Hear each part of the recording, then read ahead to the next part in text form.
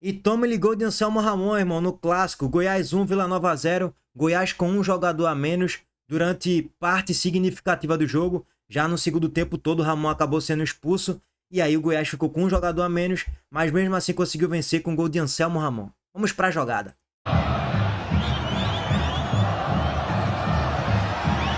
Lourenço na ponta esquerda. Passe pra dentro. Chuva. Gol de Anselmo Ramon, Goiás 1, Vila Nova 0. Goiás saltou 7 posições. Saiu do Z4 e parou na primeira parte da tabela, nesse momento com 10 pontos.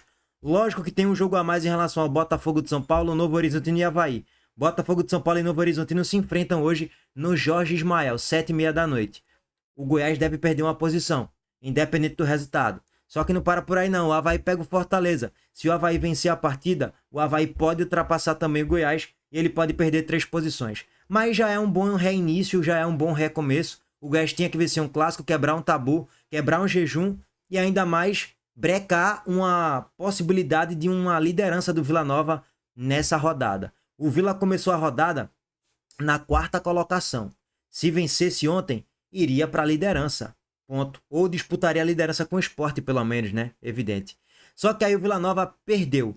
E além de perder o seu jogo, pode ser ultrapassado pelo Náutico, que vai jogar hoje contra o América Mineiro, e só também. Não vai passar muito disso, porque o Criciúma já jogou e já empatou contra o Juventude, o Operário já perdeu, o Juventude já empatou contra o próprio Criciúma, no Alfredo Jaconi 0-0, o Atlético Goianiense já jogou e já venceu do Ceará por 1-0, e aí o Ceará perdeu 3 posições na tabela. Então, assim, não tem como o Vila sair do G6 nessa rodada.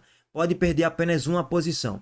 E dá pra falar que a rodada pro Náutico pode ser bem interessante, viu? Só é vencer do Lanterninha. Se vencer, vai a 13 e pode colar aqui no pelotão de cima, pode chegar até um G3, dependendo da combinação de resultados, é evidente. Mas é claro que o saldo de gols pesa negativamente pro Náutico, né? O Náutico tem um saldo de -2.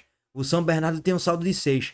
Pro Náutico colar no terceiro lugar, ele vai ter que aplicar um 5-0, um 4-0. E o São Bernardo vai ter que perder o seu jogo. São Bernardo que pega o Londrina fora de casa. Então, pouco provável o Náutico pegar um G3, mas um G4 é bem factível, tá?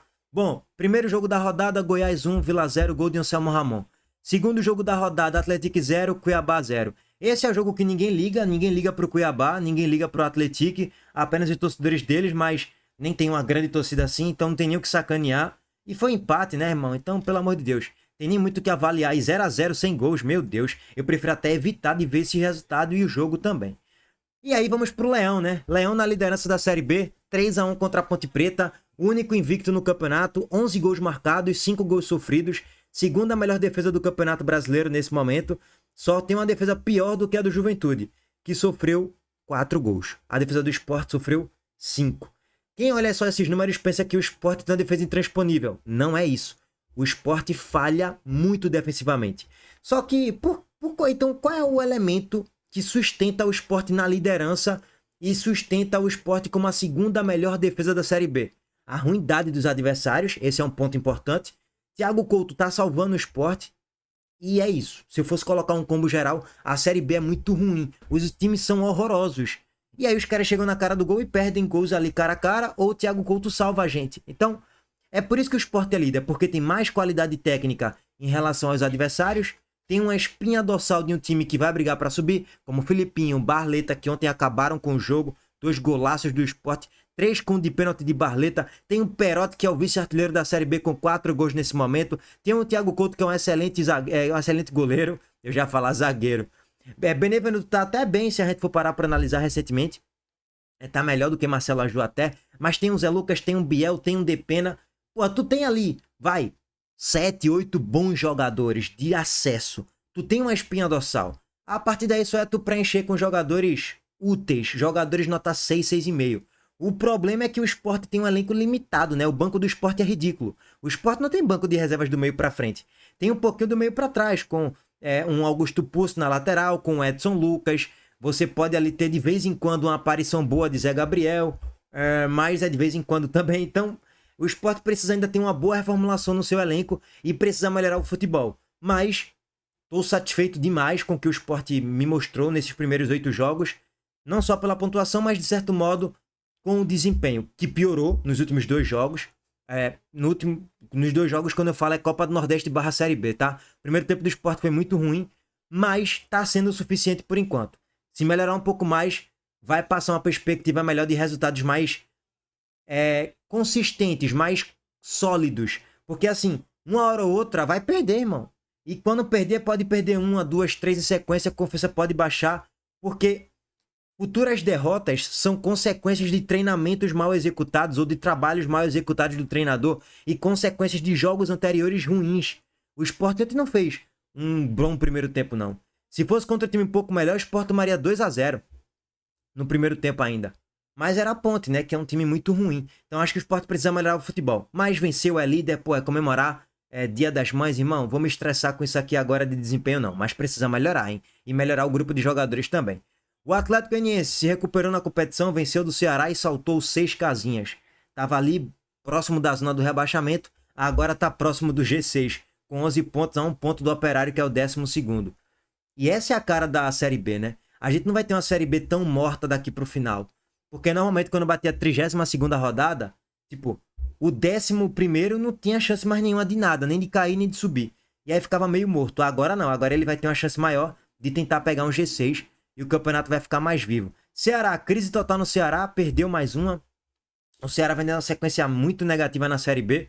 São 4 jogos sem saber o que é vencer. 2 empates, 2 derrotas seguidas pro Atlético Goianiense e pro Sport. Em tese, 2 times que devem brigar para subir na maior parte do campeonato, né? E 2 péssimas atuações, por sinal, né? Beleza. Crise no Ceará, teve protesto do torcedor. 6 mil e tralalá torcedores no Castelão. Uma vergonha para mim, o público, tá? Sendo bem sincero. Mas o time também não ajuda, né? O presidente também não ajuda. É déficit pra lá, déficit pra cá. É jogador errando passe de 2, 3 metros. É Rafael Ramos que não acerta um cruzamento. Cara, viralizou um vídeo de Rafael Ramos na Sportnet. O narrador perdeu a paciência com o cara, pô. Olha isso aqui, irmão. O Ramos desceu pra direita. Faz o levantamento. Pô, tu cruza mais, Rafael. Não ia falar nada, não. O Rafael Ramos recebeu 18 bolas sozinho, nenhuma ele botou num cara de preto aí, o Ellison. Nenhuma bola. Desculpa, pô. E ele fala, desculpa, pô, com o sentimento de tipo assim, irmão, eu tentei não te criticar, mas ficou insustentável, ficou irresistível, eu tinha que te largar o aço. Vamos ver se ele consegue agora no escanteio. Pô, vamos ver agora, né, irmão? Porque também só faz isso, né, bicho? Pelo amor de Deus. Tá o Rafael Ramos. Tá pro levantamento, levantou. Aí. Rafael Ramos. Aí o narrador desistiu, olha aí, errou mais uma. Ridículo, né? Patético. Bom, crise no Ceará instaurada, hein? Mais uma derrota, o Ceará perde 3 posições, cai para a 12ª colocação com 10 pontos nesse momento. Botafogo de São Paulo. Isso aqui é um papo para depois. Daqui a pouco a gente chega lá. Eu não quero trazer o Botafogo de São Paulo aqui agora pro debate, não. Eu quero trazer aqui o vídeo de Caio César revoltado. Olhada na internet, vi lá a entrevista coletiva. Fizemos um vídeo completo, tá? Sobre as reações do torcedor do Ceará, mexicano e tal. Vou deixar o link aqui fixado no primeiro comentário. Torcedores do Ceará revoltados com a arbitragem, tá, irmão? Do Mozart com os jogadores do Ceará. Uma iniciativa até bacana, tá? Mas me fez relembrar o que aconteceu no jogo e que o discurso do Ceará não tá batendo com a prática. É legal o discurso, né? O Pedro Henrique, por exemplo, fala muito bonito no pós-jogo do Vitória, da eliminação, daquela forma que foi na Copa do Nordeste. O Pedro Henrique falou muito bonito, né? Criticou a arbitragem com razão naquele momento. Ontem a arbitragem não interferiu negativamente. Ontem a arbitragem foi impecável. Mas contra o Vitória teve lá seus erros. O Pedro Henrique criticou. Até achei que as palavras dele serviriam de motivação para o elenco. Que nada. Achei também bacana a atitude dele no início da partida contra o Atlético Goianiense, conversando ali com Bruno Ferreira, tentando reforçar uma confiança no goleiro que é absolutamente inseguro. E aí vai lá Pedro Henrique, quando a bola rola, porque Pedro Henrique é assim, um jogador que corre demais e pensa de menos. Não tem nenhuma lucidez em campo, pelo menos é o que tem mostrado nessa temporada. E já de algum tempo também no ano passado. Vai lá e faz um pênalti daquela forma, para cima do Bruno José, um jogador veloz, um dos principais jogadores do Atlético Goianiense, e chega atropelando, tendo o Dieguinho inteiro para interceptar a jogada. Não digo que foi um erro do Pedro Henrique, não, foi uma irresponsabilidade. Vou além, foi uma burrice. Prejudicou o Ceará. 1-0 pro Atlético Goianiense, gol do Gustavo Coutinho. O Ceará vinha bem até aí, mas vinha bem vírgula, porque finalizava muito mal, com muita ansiedade pro gol, não tem tranquilidade. Depois teve um jogador expulso do Atlético Goianiense, ainda assim, no primeiro tempo ainda assim o Ceará não conseguiu, não foi capaz de fazer um gol sequer, para conseguir um pontinho, um empate em casa, diante da sua torcida. Porque o Ceará não respeita o seu torcedor. Você não pode admitir um time que quer subir para a Série A do Campeonato Brasileiro perder o jogo da maneira que aconteceu. O Ceará finalizou 32 vezes ao gol. Quer dizer, com a intenção. 11 apenas foram pro gol e ainda assim sem muito perigo contra o goleiro Paulo Vitor. Um time que finaliza mal. Se falar de cruzamentos, 34 cruzamentos. Rafael Ramos, várias vezes cruzando. Não acertou uma, que lateral ruim. Eu, sendo diretor do Ceará, mandava ele embora para Portugal hoje. De preferência de Jangada. E ali na beira-mar, vai de Jangada para tua terra.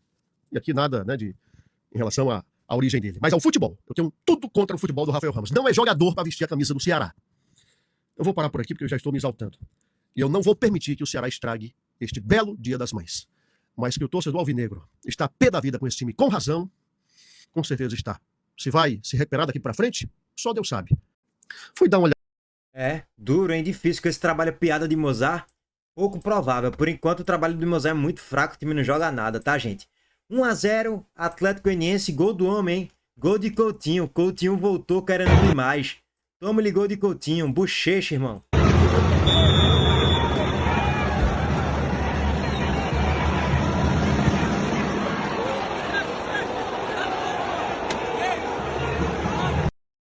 Toma-lhe gol do homem. 1-0 Atlético Goianiense, gol de Gustavo Coutinho. E aí, para finalizar a rodada, o CRB venceu mais uma, tá se recuperando. 3-0 contra o Operário, subiu mais uma posição, mas não saiu da zona ainda. Mikael brocou, hein? Mais uma vez Mikael brocou. E o Juju empatou contra o Criciúma por 0-0. Bom, para finalizar, teremos 4 jogos hoje para complementar a rodada.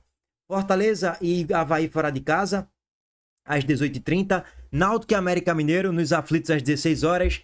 São Bernardo e Londrina fora de casa, lá no VGD Vitorino Dias, às 19h30. E às 19h30, Novo Horizontino e Botafogo de São Paulo também. Bom, vamos lá, rapidez aqui, hein, gente. Hoje, como tem muitos jogos, é difícil fazer um pré-jogo mais completo. O Náutico vai com o Muriel no gol, Igor Fernandes, Betão e Reginaldo. E Yuri Silva na lateral esquerda, o Enderson, Samuel Félix e Dodô, Júnior Todinho, Derek e Vinícius. O jogo vai ser transmitido pela Globo, Sport TV e pelo Premier. Então, todo mundo vai conseguir assistir a partida hoje na TV aberta, tá? E o América Mineiro, lanterninha com Roger Silva de treinador. Gustavo, Natan, Emerson e Rafa Barcelos. Paulinho, Felipe Amaral, Ale e Johnny. Iago Souza, Mastriani e Tauan. Cuidado com o Mastriani, todo cuidado é pouco em cima dele. Cuidado com o Ale, aquele volante que chega no último terço para finalizar bolas também. Tirando isso, o time do América é muito ruim, tá? Tem o Gustavo, que é bom goleiro. Eu gosto de Gustavo. Apesar de que falhou em alguns jogos aí, mas eu considero sim ele um bom goleiro. Então, assim, o Náutico é favorito por jogar em casa, né? Mas eu fico com aquele receio. Será que dá pra cravar que o Náutico vai vencer? Porque quando a gente acha que ele vai vencer, ele perde. Quando a gente acha que ele vai perder, ele ganha. Hoje vai pegar o Lanterna, gosta de ressuscitar defunto. Aguardar. Duro. Não acho que é jogo fácil, não. Apesar de ser contra o Lanterninha América Mineiro, que tem 2 pontos em 21 disputados, tá? E o Fortaleza? O Fortaleza enfrentou o Avaí hoje lá na ressacada.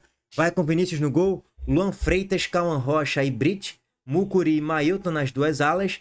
Na volância, Pierre Reian e Pochettino de meia. No ataque, Miritello e Luiz Fernando.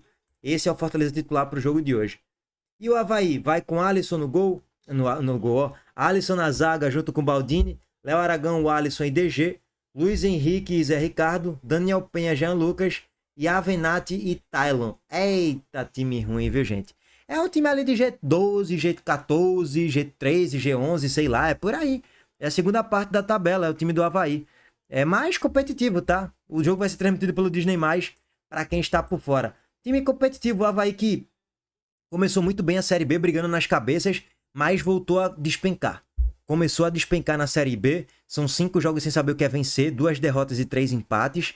Empatou contra o Sport, estava perdendo até o último lance da partida, mas aí conseguiu achar um empate com o gol de Bruno Sorriso, que tirou o meu sorriso naquele final de semana. Gostaram do trocadilho? Bom, gente, o Fortaleza é favorito para ganhar o jogo, eu diria, tá? Tipo 10% de favoritismo. Se fosse no Castelão, eu cravaria que vence, mas como é fora de casa, o Fortaleza vai ter um pouco mais de dificuldades. Acho que é um jogo bem difícil aí para vencer. Mas é leve favoritismo pelo elenco que tem, né? E também o Avaí vive numa crise financeira que não é mole, não. Bom, não tô aqui para fazer uma análise profunda dos 2 jogos, porque o vídeo já tá longo, já fiz 7 vídeos só hoje. Eu vou descansar um pouquinho para assistir os jogos e depois a gente faz análise pós-jogo aqui no canal. Aquele abraço, valeu, gente, tamo junto.